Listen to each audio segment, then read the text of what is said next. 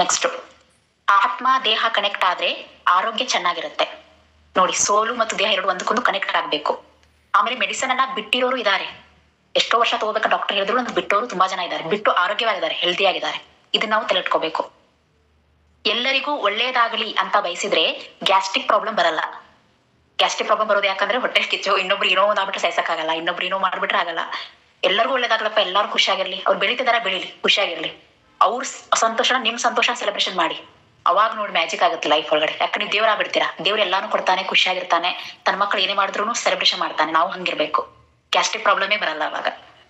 ಆಮೇಲೆ ಇನ್ನೊಬ್ಬರ ಬಗ್ಗೆ ಅತಿಯಾಗಿ ಯೋಚನೆ ಮಾಡ್ತಾರೆ, ಏನೋ ಬರುತ್ತೆ ಮಾಸ್ಟರ್ಸ್. ಯಾವ್ದೋ ಒಂದು ವಿಷಯನ ಸಡನ್ ನಮ್ಗೆ ಇಷ್ಟ ಆಗಲ್ಲ, ಪದೇ ಪದೇ ಯೋಚನೆ ಬರಕ್ ಸ್ಟಾರ್ಟ್ ಆಗುತ್ತೆ. ಅಯ್ಯೋ ಹಿಂಗ್ಯಾಕ್ ಆಗ್ತದೆ, ಹಿಂಗೆ ಸಡನ್ ಆಗಿ ಪೇನ್ ಸ್ಟಾರ್ಟ್ ಆಗ್ಬಿಡುತ್ತೆ ಹೆಡ್ ಅಲ್ಲಿ. ನೋಡಿ ಹೆಂಗ್ ಒಂದಕ್ಕೊಂದು ಹೆಂಗ್ ಡಿಪೆಂಡ್ ಇದೆ ಮಾಸ್ಟರ್. ಸ್ವಲ್ಪ ಅಬ್ಸರ್ವ್ ಮಾಡ್ಬೇಕು ನಾವು ಅದನ್ನ, ಹೆಂಗ್ ವರ್ಕ್ ಆಗ್ತಾ ಇದೆ ಅಂತ. ನೆಕ್ಸ್ಟ್, ವ್ಯಾಯಾಮದ ಜೊತೆ ಮಾನಸಿಕ ವಿಶ್ರಾಂತಿನೂ ಮುಖ್ಯ. ಅದರಿಂದ ವೇಟ್ ಲಾಸ್ ಆಗುತ್ತೆ. ನೋಡಿ, ವ್ಯಾಯಾಮ ಮಾಡೋ ಜೊತೆಗೆ ಮಾನಸಿಕವಾಗಿ ವಿಶ್ರಾಂತಿ ಕೊಡ್ಬೇಕು. ಅದನ್ನ ನಾವು ಆಲ್ರೆಡಿ ಕೊಡ್ತಾ ಇದೀವಿ. ಹೆಂಗಪ್ಪ ಅಂದ್ರೆ ಧ್ಯಾನ ಮಾಡೋ ಮೂಲಕ. ಧ್ಯಾನ ಮಾಡಿದ್ರೆ ಮೈಂಡ್ಗೆ ರಿಲ್ಯಾಕ್ಸ್ ಆಗ್ತೀವಿ, ವೇಟ್ ಲಾಸ್ ಆಗುತ್ತೆ. ಅದಕ್ಕೆ ಅಂತಾರೆ ತುಂಬಾ ಜನ ಧ್ಯಾನಕ್ಕೆ ಬಂದ್ಮೇಲೆ ಸಡನ್ ಆಗಿ ವೇಟ್ ಲಾಸ್ ಆಗಿರ್ತಾರೆ. ಸೊ ನಾನು ಅದಕ್ಕೊಂದು ದೊಡ್ಡ ಎಕ್ಸಾಂಪಲ್. ನಂದು ವೇಟ್ ಲಾಸ್ ಆಗುತ್ತೆ, ಧ್ಯಾನ ಮಾಡಿನೇ ಆಗಿರೋದು. ಅಂದ್ರೆ ಅಷ್ಟು ಮನಸ್ಸಿಗೆ ಬೇಕಾಗಿದೆ ವಿಶ್ರಾಂತಿ. ಓಕೆ, ಇನ್ನೂ ಸ್ವಲ್ಪ ಇದೆ ಮಾಸ್ಟರ್ಸ್. ಸೊ ಇದನ್ನ ಬೇಕಾದ್ರೆ ವರ್ಕ್ಶಾಪ್ ಅಲ್ಲಿ ನೆಕ್ಸ್ಟ್ ಕಂಟಿನ್ಯೂ ಮಾಡ್ತೀನಿ, ಸಮಯ ಕಮ್ಮಿ ಇರೋದ್ರಿಂದ. ಸೊ ಮುಂದೆ ಹೇಳ್ತೀನಿ. ಈಗ ನಾ ಒಂದು ವರ್ಡ್ ಹೇಳ್ತೀನಿ ಮಾಸ್ಟರ್ಸ್, ಬರ್ಕೊಳ್ಳಿ. ಸೊ ಏನಂದ್ರೆ, ಹೊಸ ಬ್ಲೂ ಪ್ರಿಂಟ್ ನಿಂದ ಏನೇನು ಬದಲಾವಣೆ ನಿಮ್ಮಲ್ಲಿ ಆಗಿದೆ. ಹೊಸ ಬ್ಲೂ ಪ್ರಿಂಟ್ ನಿಂದ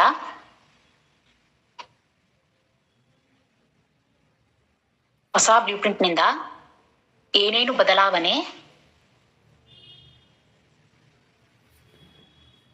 ನಿಮ್ಮಲ್ಲಿ ಆಗಿದೆ. ಈಗ ಹೊಸ ಬ್ಲೂ ಪ್ರಿಂಟ್ ನಾನು ನಿಮ್ಗೆಲ್ಲರಿಗೂ ಹಾಕ್ತಾ ಬಂದೆ. ಫಸ್ಟ್ ನೆಗೆಟಿವ್ ತೆಗೆದೆ, ಆಮೇಲೆ ಹೊಸದ್ ಹಾಕಿದೆ. ನಿಮಗೆ ಫೀಲ್ ಆಗಿರುತ್ತೆ ಏನೋ ಚೇಂಜ್ ಆಗ್ತಿದೆ ಲೈಫ್ ಅಲ್ಲಿ ಅಂತ.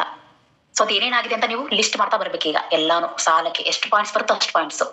ಸೊ ಸಾಧ್ಯ ಆದ್ರೆ ಇದು ಸೆಷನ್ ಎಂಡ್ ಆದ್ಮೇಲೆ ನೀವು ಬರ್ದಿರೋ ಪಾಯಿಂಟ್ಸ್ ಅಲ್ಲಿ ಯಾವ್ದಾದ್ರು ಒಂದು ಪಾಯಿಂಟ್ಸ್ ನ ನೀವು ಬೇಕಾದ್ರೆ ಎಕ್ಸ್ಪೀರಿಯನ್ಸ್ ಅಂತ ಶೇರ್ ಮಾಡಬಹುದು. ಓಕೆ, ನನಗೆ ಇಂಥದ್ದು ಅನುಭವ ಆಗಿದೆ, ಬ್ಲೂ ಪ್ರಿಂಟ್ ಚೇಂಜ್ ಆಗಿದ್ದಕ್ಕೆ ನಾನು ಚೇಂಜ್ ಆಗಿದ್ದೀನಿ ಅಂತ ಹೇಳ್ಕೋಬಹುದು ಮಾಸ್ಟರ್ಸ್. ಲಾಸ್ಟ್ ಎಂಡ್ ಅಲ್ಲಿ ಹೇಳಿ.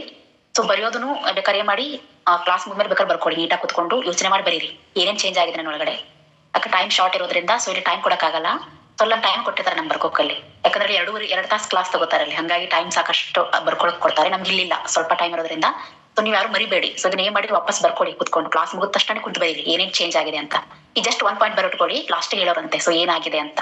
Okay, next. ಸೊ ಇಲ್ಲಿ ಏನಾಗುತ್ತೆ, ಬದಲಾವಣೆ ಅಂತ ಬಂದಾಗ ಬ್ಲೂ ಪ್ರಿಂಟ್ ನಿಂದ ಬದಲಾವಣೆ ಅಂತೂ ಫಿಕ್ಸ್ ಆಗುತ್ತೆ. ಬಟ್ ಬದಲಾವಣೆ ಅನ್ನೋದು ಎಲ್ಲರಿಗೂ ಸಾಧ್ಯ ಆಗಲ್ಲ. ಬಾಡಿ ಏನಾಗುತ್ತೆ, ಹಿಂಸೆ ಮಾಡ್ಕೋಕ್ ಸ್ಟಾರ್ಟ್ ಮಾಡುತ್ತೆ. ಸಡನ್ ಬದಲಾಗ್ಬೇಕಲ್ಪ, ಹೆಂಗೆ ಇಷ್ಟು ಸೇನೋ ತಿನ್ಬಿಟ್ಟಿರ್ತೇವೆ, ಏನ್ ತಿನ್ಬಾರ್ದು, ಬರೀ ಸೊಪ್ಪು ತಿನ್ನಿ, ಹಣ್ಣು ತಿನ್ನಿ ಅಂದ್ರೆ ಒಮ್ಮೆ ಸಡನ್ ಆಗಿ ಬಾಡಿ ಇದನ್ನಾಗ್ಬಿಡುತ್ತೆ. ಅಯ್ಯಪ್ಪ ಆಗಲ್ಲಪ್ಪ ಇದು ಅಂತ. ಒಂದು ಮಾಸ್ಟರ್ಸ್ ಏನಪ್ಪಾ ಅಂದ್ರೆ, ಸ್ಪಿರಿಚುವಾಲಿಟಿ ಅಂದ್ರೆ ಏನಪ್ಪಾ ಅಂದ್ರೆ ಅನ್ಕಂಫರ್ಟೇಬಲ್. ಅದು ಕಂಫರ್ಟೇಬಲ್ ಅಲ್ಲ ಸ್ಪಿರಿಚುವಲ್ ಅನ್ನೋದು. ಯಾಕಂದ್ರೆ ಕಂಫರ್ಟೇಬಲ್ ಅನ್ನೋದು ಇಂದ್ರಿಯಕ್ಕೆ ಸಂಬಂಧಪಡುತ್ತೆ, ದೇಹಕ್ಕೆ ಸಂಬಂಧಪಡುತ್ತೆ. ನಾವ್ ಹೆಂಗದಿವಲ್ಲ, ಇದು ಕಂಫರ್ಟ್ ಜೋನ್. ಇದು ನಮ್ ಬೇಕಾದಂಗ ಅದೀವಿ ನಾವು. ಬಟ್ ಆತ್ಮಕ್ಕೆ ಏನಪ್ಪಾ ಅಂದ್ರೆ ವಿರುದ್ಧವಾಗಿರೋ ಆತ್ಮಕ್ ಪ್ರಕಾರ ಹೋಗೋದೇನೆ ಸ್ಪಿರಿಚುವಾಲಿಟಿ. ಆತ್ಮಕ್ಕೆ ಏನ್ ಬೇಕೋ ಅದೇ ಸಿಗುತ್ತೆ. ನಾವ್ ಕೋರ್ಸ್ ಕಲಿಬೇಕಾದ್ರೆ ನಾವ್ ಏನೋ ಅನ್ಕೊಂಡ್ ಬಂದಿರ್ತೀವಿ, ನಮ್ಗೆ ಇದು ಬೇಕು ಅದು ಬೇಕು ಅಂತ ಬಂದಿರ್ತೀವಿ. ಬಟ್ ನಾವ್ ಅನ್ಕೊಂಡಿದ್ ನಮ್ಗೆ ಸಿಗಲ್ಲ. ನಮ್ಗೆ ಏನ್ ಸಿಗುತ್ತೆ ಅಂದ್ರೆ ಕೋರ್ಸ್ ನಿಂದ ನಮ್ ಸೋಲ್ಗೆ ಏನ್ ಬೇಕೋ ಅದು ಸಿಗುತ್ತೆ. ಇದು ನಮ್ಗೆ ಗೊತ್ತಿರ್ಬೇಕು ಮಾಸ್ಟರ್ಸ್. ಸೊ ಯಾವಾಗಲೂ ಯಾವ ಪ್ರವಾಹ ಹೋಗ್ತಾ ಇರುತ್ತೆ ಜಗತ್ತಲ್ಲಿ, ಅದಕ್ಕೆ ವಿರುದ್ಧವಾಗಿ ಹೋಗೋದೇ ಸ್ಪಿರಿಚುವಾಲಿಟಿ. ಕಂಪ್ಲೀಟ್ ಅದಕ್ಕೆ ವಿರುದ್ಧವಾಗಿ ಬರುತ್ತೆ ಸ್ಪಿರಿಚುವಾಲಿಟಿ. ಅವಾಗ ನಾವೆಲ್ಲಾನು ನಗನಗತಾ ಬುದ್ಧನ್ ತರ ಸ್ವೀಕಾರ ಮಾಡಕ್ ಸ್ಟಾರ್ಟ್ ಮಾಡ್ತೀವಿ. ಸೊ ಇದು ಕೂಡ ಹಂಗೆ. ಏನಪ್ಪಾ ಅಂದ್ರೆ ನಮ್ಗೆ ಹಿಂಸೆ ಆಗುತ್ತೆ ಸ್ಟಾರ್ಟಿಂಗು. ಈಗ ಸೋಷಲ್ ಆಗಿ ನಮ್ಗೆ ಚೆನ್ನಾಗಿರಕ್ಕಾಗಲ್ಲ, ಎಲ್ಲರ ಜೊತೆ ಸೊ ಕಿರಿಕಿರಿ ಆಗ್ತಿರುತ್ತೆ. ನಾವೀಗ ಹೇಳ್ತೇವೆ, ಎಲ್ಲ ಜ್ಞಾನ ಕೊಡ್ತೇವೆ ನಿಮ್ಗೆ ಯಾಕೆ ಚೆನ್ನಾಗಿರ್ಬೇಕು ಏನು ಅಂತ. ಅದು ಸಡನ್ ಆಗಿ ಮಾಡಕ್ ಹೋದಾಗ ಸ್ವಲ್ಪ ಹಿಂಸೆ ಆಗುತ್ತೆ. ಯಪ್ಪ ಹೆಂಗ್ ಮಾಡೋದಪ್ಪ, ನನಗೆ ಆಗ್ತಿಲ್ವಲ್ಲ. ಬಟ್ ಅದಕ್ಕೆ ನಾವು ಟ್ರಿಗರ್ ಮಾಡ್ಕೋಬಾರ್ದು, ಆಗಲ್ಲ ಅಂತಾನು ಅನ್ಕೋಬಾರ್ದು.